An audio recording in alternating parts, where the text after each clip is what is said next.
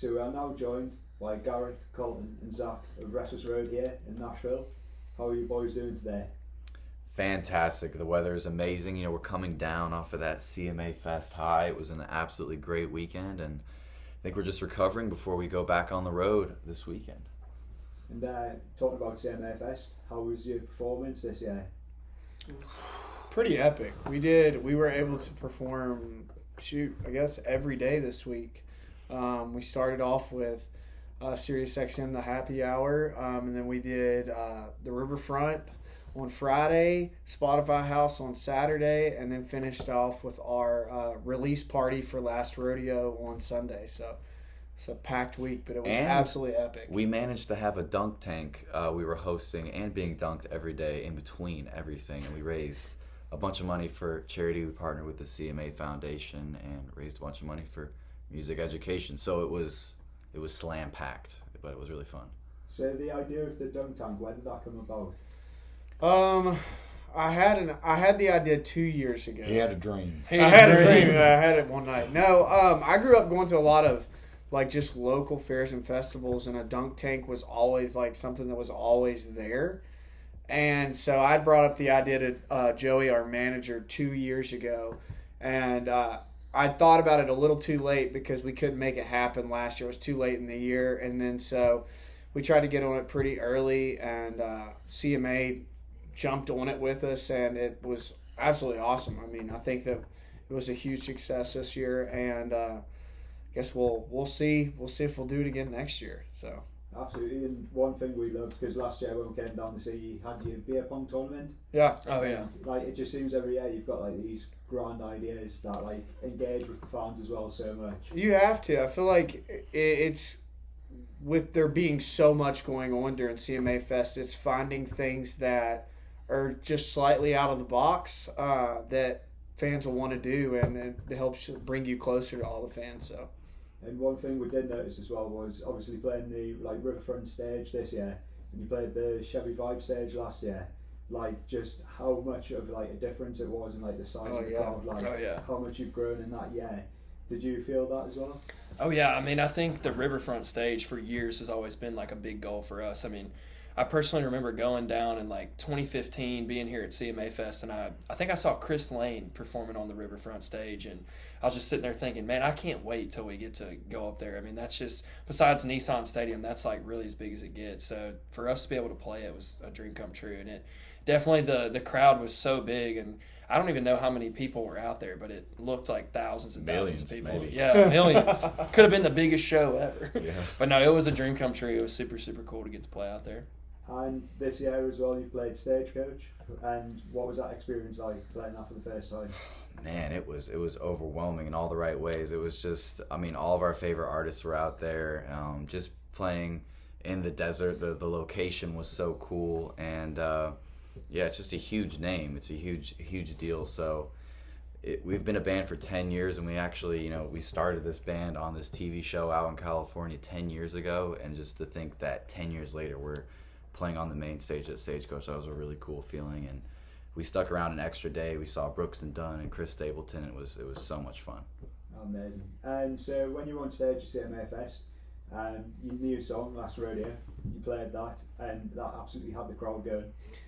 Can you tell us a tiny bit about that song, the meaning behind it, and how it all came about? Yeah, so we, it was actually, we haven't, it hasn't been that long since we wrote that song. I think we wrote it back in April, and Zach had just gone through a breakup, and what a shame. I'd had this title called Last Rodeo, and at the time I really didn't know honestly what it meant. And then Zach came in and was just talking about the breakup, and it kind of just made a lot of sense. And we just told Zach, this isn't your last rodeo. You're gonna find somebody else. You're gonna get back in the saddle and do it. So that's where the song came from, and it was one that immediately, as soon as we wrote, we were pretty much obsessed with, and we knew that it was something really special. So to get to debut it, I mean, we hadn't played it in Nashville until CMA Fest, and so to get to debut that on the Riverfront stage and to watch fans' reaction, especially, it was really cool. I mean, even leading up when we were introducing the song on stage, and when we said last rodeo, how people started going wild. That was honestly just a really cool experience to finally share that with the world. Is it fair to say that the song's slightly different to other music that you've made so far? Yeah, by far. I'd say so. It sounds just like a banger to me. It's just like, I just think we wanted something that just felt super exciting, that would be something really fun to play live and just would really amp people up. And I think what's cool about the song is, even though it kind of stemmed from that real life experience, I think it applies to so many things. It's just about not giving up, not letting something keep you down, knock you down, get the best of you. And you know, our whole catchphrase in this band is keep your eyes on the road, and it's all about just persevering. And in a way, that's everything that this song is about. And so far, when we play it live, it is so much fun. So yeah, we're really excited to see where this song takes us. And like, since the last time that we've spoken, had you on the podcast, you've had like a host of like different songs out. I Don't Want to Be That Guy came out on the 10th of March this year. Like, can we talk a tiny bit about that song as well, and the meaning behind that one? Yeah, the meaning behind it is you know, when you're young and you want to have fun, you want to go out to the bars and you want to just live it up and meet people. But this song was really about, you know, I don't want to be that guy. It means like I don't want to be that guy anymore. You know, you find a nice girl you want to change for and kind of settle down. So it's kind of just talking about like finding that person that makes you kind of want to change your ways and not wanting to be that kind of guy that you used to be. And it was a really cool song, and I think it maybe was stemming from I don't you, think so. No.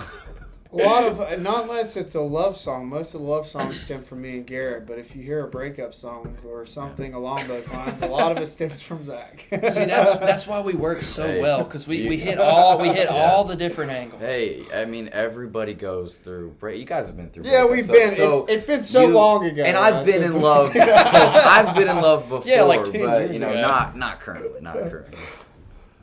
Well, one of the love songs that you wrote was Grown Old With You, and I think you just sort of released it, or was about to release it since the last time that we spoke to you, Mm-hmm. but that had like major numbers that got like traffic towards you guys.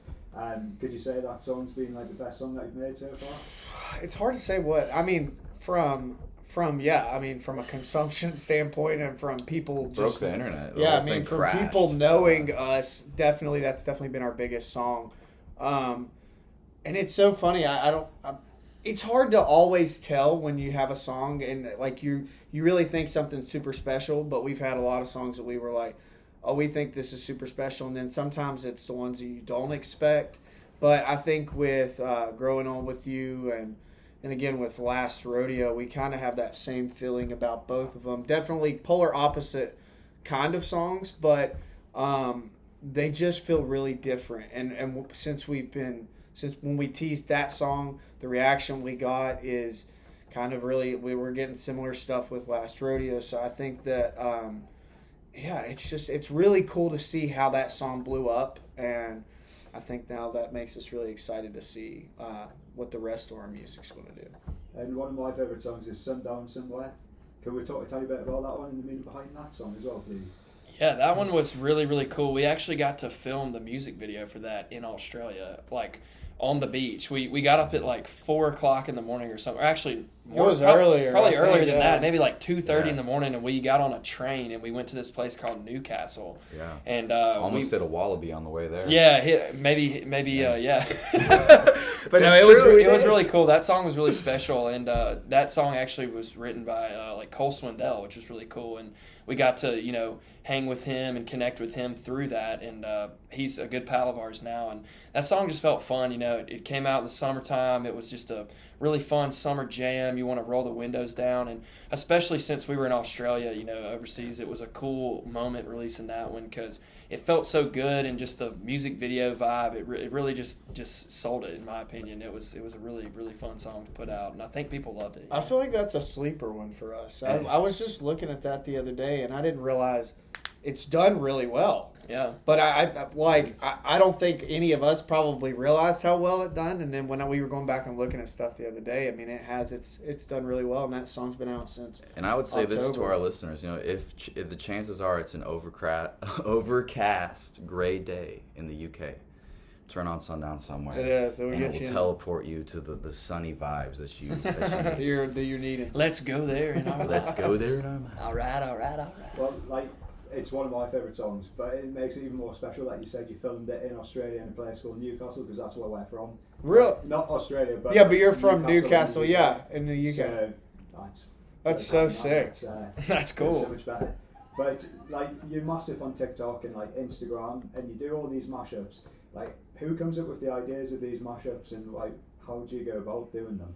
I feel like we all come up with different songs that we love from our childhood and stuff, or just artists that we love, and we all get together. And Garrett here, he's our audio engineer, he's our in-house producer, and Colton's really great with arranging stuff, and then I'm good with filming stuff. So we all like just come together and figure it out. I feel like it's a group effort all the time. Yeah, it's fun. We just kind of throw stuff and see what sticks. Because social media, I feel like it's the Wild West. But you if never there's know. any mashups, I mean, we're always down for ideas. If people want to, a lot of times, fans will comment and stuff they want to hear, and that will inspire us too. Yeah, you can do a lot of ideas with those, like classics, or even when things are trendy or popular, you can kind of find different ways to do it. Like he said, people will request songs or different time periods, and it's really fun to just kind of put a cool spin, like the Restless Road spin on the different songs. And there's like there's so much music out there. There's like limitless possibilities of different songs that could go together. So it's been really fun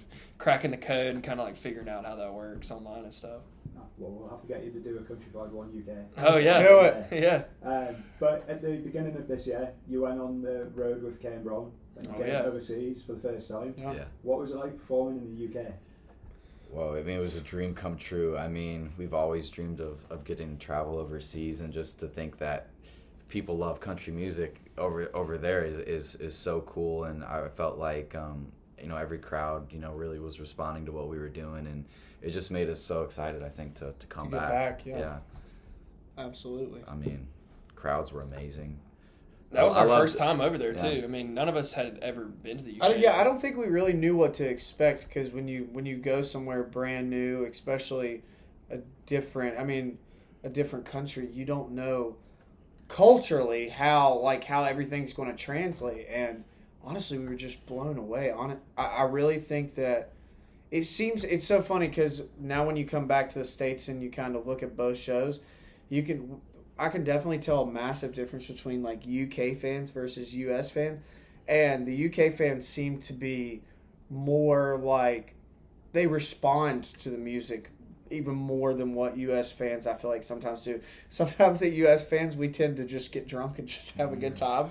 No matter what's going on, you're having a good time. But I feel like people in the UK were genuinely responding to the music that was being played, they which really was listened. Really cool. Yeah, they really listen to the words and things, and it's I think they love to maybe just like analyze the music more than which maybe was awesome. than maybe a drunk Iowan fan. Yeah. Hey, I'm from Iowa, man. I don't know. He's Iowan, but he's not drunk. It's true. And, after the concert, we all went out in London. And that was a bit. Oh yeah. And you wore a T-shirt in the middle of January. I was that's how are shocking. you It doing? was freezing. I couldn't believe Oh, that man. you were wearing a T-shirt. We were bro. freezing our nips off, man. You were just like, no problem. I don't even have any anymore. That was our first. Was that a club? I don't know. I don't know what it was. I don't know what it was, but it was loud. very dark and loud. It was loud. It was music, and there was shots. So we were happy. It was fun. I mean, Didn't we go to a casino that night? Dude, right outside. Right outside in that square, they had the little Harry Potter statue, like sitting out in the whatever that town square was, dude. It was a last vibe. time that we spoke on the podcast that he's a massive Harry Potter fans as well. Yeah. Dude, I'm obsessed. I didn't get to do anything last time when I was over there, which I was really, really upset. So this next trip back, I'm going to make sure it happens. If not, Joey might be in trouble this time. I definitely have to have a day off. I definitely need a day off so that I can go to the Warner Brothers, the studio out there. Definitely have to. But congratulations as well to Garrett, because when you were in Sweden, you got engaged. Show him the ring. So, No, that was crazy. Yeah, it was really, really neat. It was due time. I've been dating Taylor for 5 years, so my boys were telling me you got to Shit or get off the pot. Yeah. That's what we say here in America. Yeah, so it was really cool. I was definitely in my head a lot. I went to the boys for advice, and there's actually a funny video of me like a night or two before, and I'm totally tripping trying to like plan everything out, and you can see it. They're like giving me advice and stuff, but it was really cool. It went better than I could have ever hoped for, and she said yes, which was really good. I would have been very upset if she had not said that, but it was great. We got engaged, and then shortly after we moved into our first house together, and we just got a dog too.